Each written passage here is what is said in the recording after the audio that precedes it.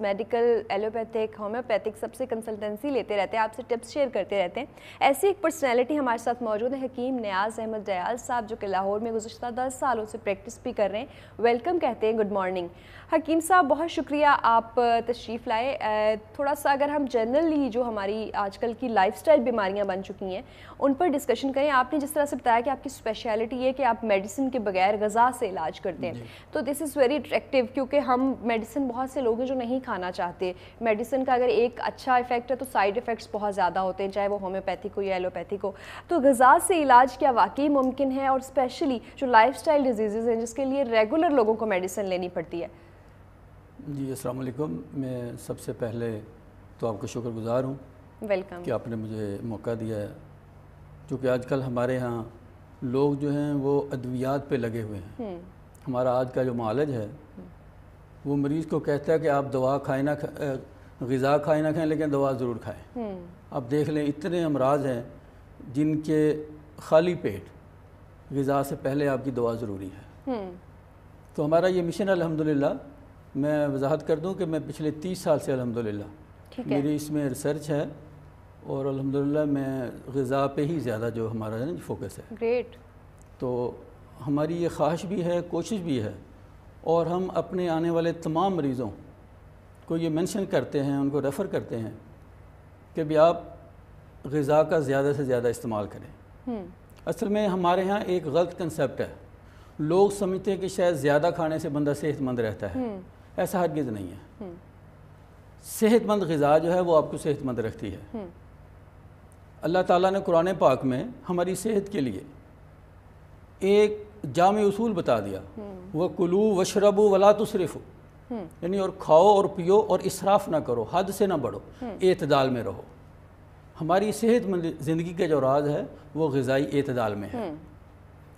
تو جیسے کہ آپ نے فرمایا, آج کل جو زیادہ خطرناک, مہلک اور اذیتناک امراض ہیں اس میں شوگر ہے, اس میں بلڈ پریشر ہے, اسی طرح جوڑوں کا درد ہے.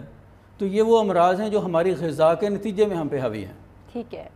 مثلا اب جو شوگر ہے وہ ہمارا جو ایک جدید سائنس کہتی ہے کہ جو پینکریاز ہے وہ انسولین کا اس کا جو ہے سسٹم وہ خراب ہو جاتا ہے.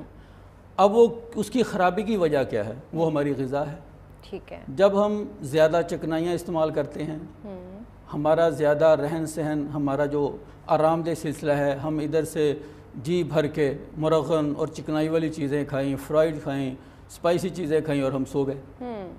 اور اس کے ساتھ ایک اور المیہ یہ ہے کہ ہم کھانے کے ساتھ یک ٹھنڈا پانی پیتے ہیں.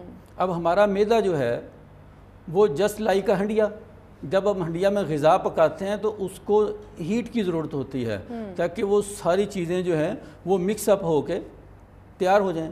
اب ہوتا کیا ہے کہ آپ ایک طرف سے تو غذا کھا رہے ہیں گرم گرم, ہر آدمی کی خواہش ہے کہ روٹی گرم ہو, سالن گرم ہو, لیکن اس کے ساتھ ہماری عجیب ایک عادت یہ ہے کہ ہم یک ٹھنڈا پانی, یک ٹھنڈی کولڈ ڈرنک جو ہے اس سے کیا ہوتا ہے وہ سارا میٹابولزم خراب ہو جاتا ہے.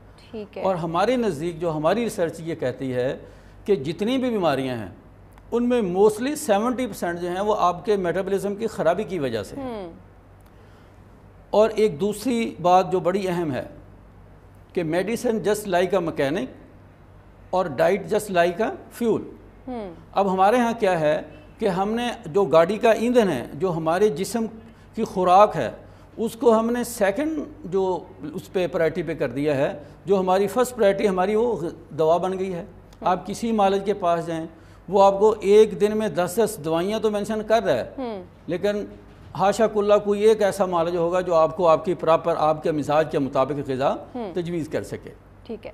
اور مین بنیادی جو چیز یہی ہے کہ پوری کائنات میں جو ایک اللہ تعالیٰ نے رنگا رنگی رکھی ہے, ہر انسان کا مزاج الگ ہے, اس کی ضروریات الگ ہیں, اس کے شوق الگ ہیں. اسی طرح ہمارے جو طبیعت ہے, ہمارے طبعی میلان جو ہیں, ہمارے فطری رجحانات ہیں وہ بھی الگ الگ ہیں, ہماری غذائی ضروریات بھی الگ الگ ہیں. ٹھیک ہے. تو جو ایک ماہر غذائی آدمی غذائیت جو ہوتا ہے وہ آپ کے مزاج کے مطابق آپ کی غذا جب آپ کو تجویز کرے گا اور آپ اس کو فالو کریں گے تو انشاءاللہ آپ مور دین 80% آپ بیماریوں سے محفوظ ہو جائیں گے. عموماً معالج ایسا کرتے ہیں کہ آپ کو کوئی اسپیسیفک چیز کھانے سے مکمل منع کر دیتے ہیں، جیسے کہ شوگر کے پیشنٹس کو چینی مکمل منع کر دی جاتی ہے، اسی طرح سے کچھ لوگ ایسے ہیں جن کو گوشت مکمل منع کر دیا جاتا ہے. مکمل طور پر ایک چیز منع کر دینا کیا یہ ٹریٹمنٹ کا بہتر طریقہ کار ہے؟ اس میں دو پہلو ہیں. دیکھیں، اگر ایک آدمی کو ایک معالج نے اس کا گوشت بند کر دیا، آپ گوشت جو ہے یہ پروٹین کا ایک مین سورس ہے. جو پروٹین ہے یہ ہمارے سکن سیلز جتنے بھی ہیں ہماری باڈی کی جو توڑ پھوڑ ہے سکن کی، اس کی بناوٹ میں، اس کی تخلیق میں، اس کی نشو و نما میں یہ ضروری ہے. اب اگر تو آپ کے جسم میں پروٹین کی مقدار اضافی ہو چکی ہے، جو ضرورت سے زیادہ ہو چکی ہے، تو میرا خیال ہے کہ معالج اس نے بالکل ٹھیک کیا ہے تاکہ وہ مینول ہو جائے، وہ لیول ہو جائے. اسی طرح شوگر کی بات ہے کہ اصل میں شوگر میں نا جی 2-3 طرح کی مٹھاسیں ہوتی ہیں، جیسے گلوکوز ہے، اس طرح دوسری فرکٹوز ہے، فرکٹوز ہے، اور ایک تیسری ہے میرا خیال what ever carbohydrates basically. Carbohydrates جو ہیں. اب اس میں ہوتا کیا ہے، یہ جو وائٹ شوگر ہے یہ ڈائریکٹ آپ کے بلڈ میں شامل ہوتی ہے. ٹھیک ہے. اب شوگر کے مریض کے لیے یہ زہر قاتل ہے. ٹھیک ہے. اب جب ہم فروٹس کھاتے ہیں یا جیسے نیچرل چیزیں، گڑ ہے، شکر ہے، وہ وایا میٹابولزم آپ کے بلڈ میں جا کے شامل ہوں گے. ٹھیک ہے. جو آپ کا نظام ہضم ہے اس کے بعد جا کے اس میں شامل ہوں گے. وہ اتنی خطرناک یا اتنی نقصان دہ نہیں ہیں. لیکن جو وائٹ شوگر ہے یا اس سے بنی جتنی مصنوعات ہیں، جیسے کولڈ ڈرنکس ہیں، آئس کریم ہے، چاکلیٹس ہیں، بازار کی جو چیزیں ہیں، سویٹس وغیرہ، یہ ساری شوگر کے مریض کے لیے انتہائی نقصان دہ ہیں. لیکن اگر ایک معالج کے مشورے سے شوگر کا مریض فروٹس کی مخصوص مقدار جو ہے یا اسی طرح دوسری نیچرل جو چیزیں ہیں وہ اس میں اپنے غذا میں شامل کرتا ہے تو وہ اس کے لیے ضروری ہیں. کیونکہ اگر آپ کے جسم کو بالکل کاربوہائیڈریٹ سے اگر خالی کر دیا جائے گا تو آپ کے جسم کی توانائی جو ہے، جو جتنی بھی یہ نشاستہ ہے، یہ ہمارے جسم کو توانائی مہیا کرتا ہے. ٹھیک ہے. اچھا، ایک بیلنس ڈائٹ، جس طرح کہ آپ نیوٹریشن پوائنٹ آف ویو سے بات کر رہے ہیں کہ ایک بیلنس ڈائٹ جو ہے وہ کتنی ڈائٹ ہے، آپ نے ناشتہ کتنا لینا ہے، ایک ذرا ایک فارمولا، بیسک فارمولا شیئر کر دیجیے گا. دیکھیے جی، اس میں جو ایک عام آج کل کے ماحول میں جو ایک 18-20 سال 24 سال تک کے جو نوجوان ہیں، ان کو میکسیمم 1600 سے 1800 جو کیلوریز ہوتی ہیں ان کی ضرورت ہوتی ہے. ٹھیک ہے. اب آپ نے دیکھنا یہ ہے کہ آپ 2 کھانے لے رہے ہیں دن میں یا 3 کھانے لے رہے ہیں. سپوز آپ کی ضرورت 1800 کیجی ہے، کیلوریز ہے، تو آپ ان کو دیکھنا یہ ہے کہ آپ نے کون سا کھانا کتنا لینا ہے. جیسے کہا جاتا ہے کہ آپ ناشتہ بھرپور لیں، دوپہر کا کھانا بھی ذرا اچھا ہو، لیکن رات کا کھانا ذرا کم ہو. ہمارے الٹا حساب چلتا ہے، رات کا کھانا سب سے زیادہ چلتا ہے. تو ہمارے ہاں بیماریاں تو اس لیے زیادہ ہیں نا. ٹھیک ہے. تو جب آپ ان چیزوں کو مینٹین کر لیں گے تو میرا خیال ہے کہ جیسے یہ ہم جو کولڈ ڈرنکس پیتے ہیں اس میں کم از کم 250 کیلوریز ہوتی ہیں. اب ہمارے ہاں یہ معمول ہے کہ اب دن میں 8-10 بندہ تو ایسے چڑھا جاتا ہے، اور شوگر بھی وائٹ ہوتی ہے تو وہ شوگر تو اس لیے زیادہ امراض کی وجہ ہماری یہ بے اعتدالی ہے. اگر ہم صرف اپنی غذا پہ فوکس کر لیں، مجھے اپنے جسم کا پتہ ہے، اسی طرح جو ایک محنت مزدوری کرنے والا آدمی ہے اس کو کم از کم 2600 2800 3000 کیلوریز کی ضرورت ہوتی ہے. 2 پوائنٹس بتائیے گا. ایک تو پانی کی انٹیک کتنی ضروری ہے باڈی کے لیے، اور دوسرا ورک آؤٹ، کسی بھی قسم کی ایکسرسائز یا واک جو ہے وہ کتنی ضروری ہے غذا کے ساتھ ساتھ. میرا خیال پانی جو ہے یہ آپ کے جسم کی ضرورت بہت زیادہ ہے، کیونکہ پانی کے ذریعے آپ کے جسم سے ٹاکسن، زہریلے مادے جو ان کا اخراج ہوتا ہے. اور آپ یہ میرا خیال ہے دیکھتے ہیں، ہمارے مشاہدے میں ہے کہ سردیوں میں ایسے امراض جو پانی سے جڑے ہوتے ہیں وہ زیادہ سر اٹھاتے ہیں، جیسے کڈنیز کے پرابلم ہوتے ہیں یا پائلز وغیرہ ہوتی ہے، کیونکہ ہمارے جسم میں واٹر انٹیک لیول کم ہو جاتا ہے.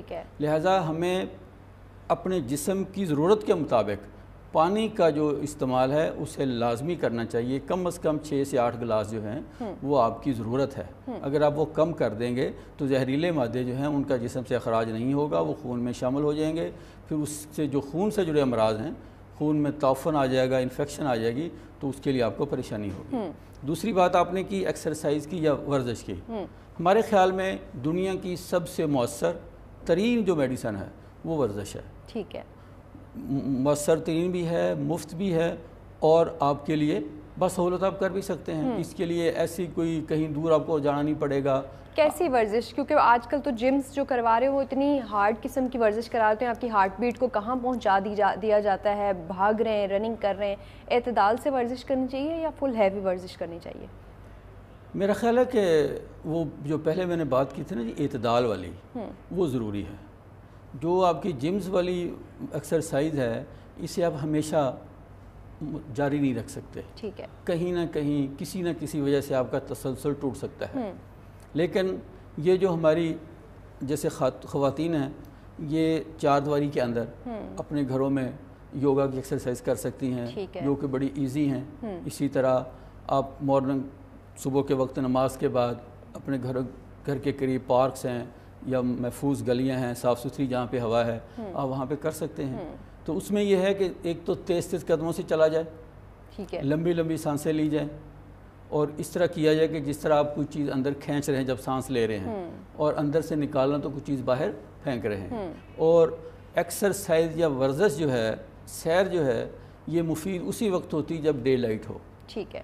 رات کے وقت کا چلنا پھرنا اسے آپ چلنا پھرنا تو کہہ سکتے ہیں لیکن وہ آکسیجن انٹیک لیول کے لیے آپ کے لیے مفید ہے. ٹھیک ہے، یہ بھی بڑا امپورٹنٹ پوائنٹ آپ نے شیئر کیا. بہت شکریہ حکیم صاحب، بڑے قیمتی مفید مشورے آپ نے شیئر کیے. کنکلوژن یہی ہے کہ آپ اپنی صحت کا جب تک خیال نہیں رکھیں گے، آپ اپنی جو ایک لائف سٹائل روٹین ہے اس کو بیلنس نہیں رکھیں گے، ایکسرسائز اس میں شامل نہیں کریں گے تو پھر